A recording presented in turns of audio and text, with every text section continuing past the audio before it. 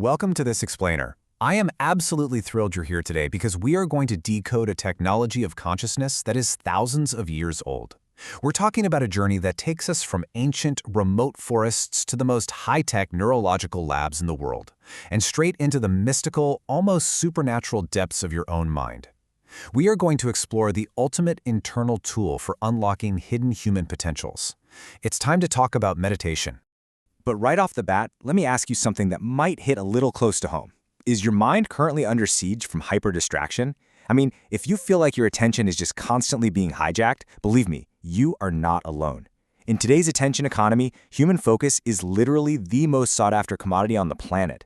And this constant tug of war with our awareness, it's caused a silent, global epidemic of anxiety, insomnia, and just devastating burnout. We are totally overwhelmed, and our brains are paying a massive price. So here is our roadmap for today's explainer. We'll look at the modern crisis, the taxonomy of silence, the wisdom of the ancients, how we're rewiring the brain, the universal blueprint, and finally, attention as a survival skill. Let's just dive right in.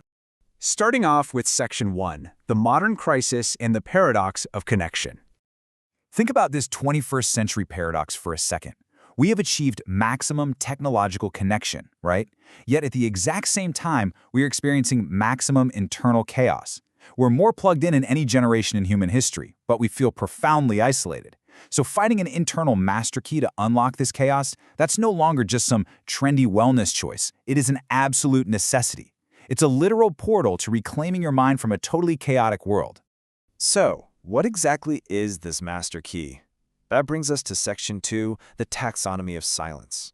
You see, to really understand meditation, we have to realize it's not just sitting still with your eyes closed. It's a vast, incredibly sophisticated spectrum of specialized techniques designed to unlock totally different dimensions of consciousness. Take Vipassana, or mindfulness. That acts like a wide-angle lens for pure observation. Then you have Samatha, which turns the mind into this concentrated laser beam, and Metta, which is basically designed to physically optimize the brain's empathy centers through altruistic love. But then, we cross into the realm of what you might call magical realism.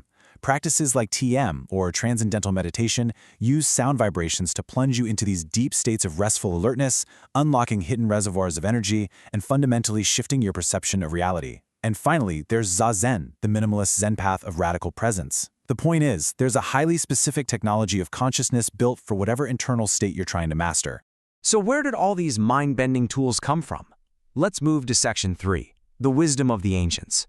Long before modern wellness studios were a thing, ancient civilizations were out there exploring the absolute outer limits of human consciousness. And we can trace this pursuit incredibly far back. We're talking 3500 BCE, where the Indus Valley civilization left behind seals showing figures in deep yogic postures. Then come the Vedas and the Upanishads, literally the earliest texts detailing how to transcend the illusion of the physical world. Later on, the Pali Canon emerges as this incredibly detailed map to higher states of consciousness. And of course, Siddhartha Gautama, the Buddha. He didn't just find inner peace, he meticulously outlined Magga-Phala, the specific paths and fruits of awakening. He was unlocking these profound, transcendental states of being through rigorous, meditative inquiry into his own mind.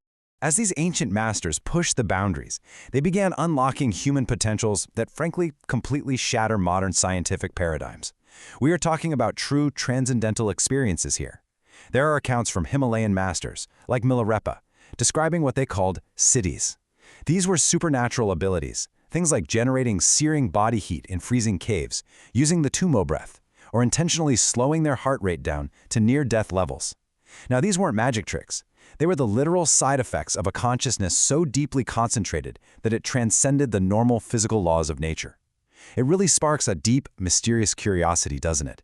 Like, what hidden potentials are lying completely dormant in our own minds, just waiting to be unlocked? Which naturally leads us to Section 4, rewiring the meditating brain. Today, the high-tech fMRI and EEG laboratories at places like Harvard and MIT are desperately trying to map out these ancient mystical intuitions. We used to believe that the human brain was just fixed in adulthood, done. But now, we know about neuroplasticity. Consistent meditation actively triggers this biological phenomenon. You aren't just relaxing when you practice. You are literally reorganizing your neural architecture to house a higher state of consciousness. With just 20 minutes of practice a day, the brain physically transforms. It's wild.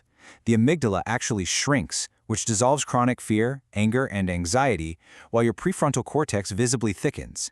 You literally stop reacting to life and start responding to it.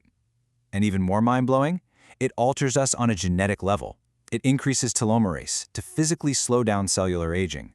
Plus, it shifts your brainwaves into alpha and gamma states. Modern science likes to call this flow, but ancient mystics recognize these exact states as the threshold to transcendental awakening. It is the ultimate peak performance. Okay, so how do we actually do this? Let's transition to Section 5, the Universal Blueprint. I want to give you a step-by-step guide to the architecture of practice. First up, the environment. You need to find a quiet, digital-free zone. Consider it your sacred space. Your brain actually needs this physical cue to know it's safe to let go. Second is the posture. Keep your spine erect. Think of it like an antenna tuning into a higher frequency. Third, the anchor. For most, this is the breath. Just witness the cool air coming in and the warm air going out. Don't try to control it, just watch it. And finally, the return. When your mind wanders, and it will, gently bring it back to the anchor. Every single time you execute that return, you are flexing the exact muscle that will eventually unlock those hidden mental potentials. But listen, about 90% of people quit meditating because they fall for a massive myth. The idea that you have to somehow magically clear your head of all thoughts. Let me be totally clear here. That is biologically impossible. Your brain is designed to secrete thoughts just like your stomach is designed to secrete acid.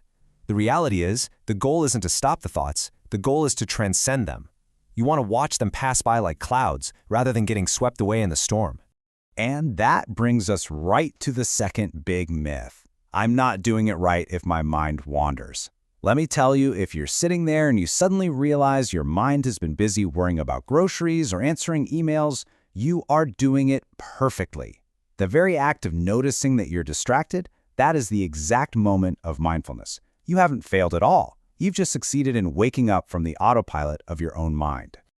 As we master these fundamentals, we arrive at our final section, attention as a survival skill. Because here's the thing, this practice is no longer just about personal relaxation. It is quite literally about the future of humanity. We are rushing headfirst into an age of total automation and artificial intelligence. And in that chaotic future, the most valuable human skill won't be writing code or crunching numbers. It will be attention management. Our ability to remain centered, empathetic, and highly creative is what's going to define us as a species.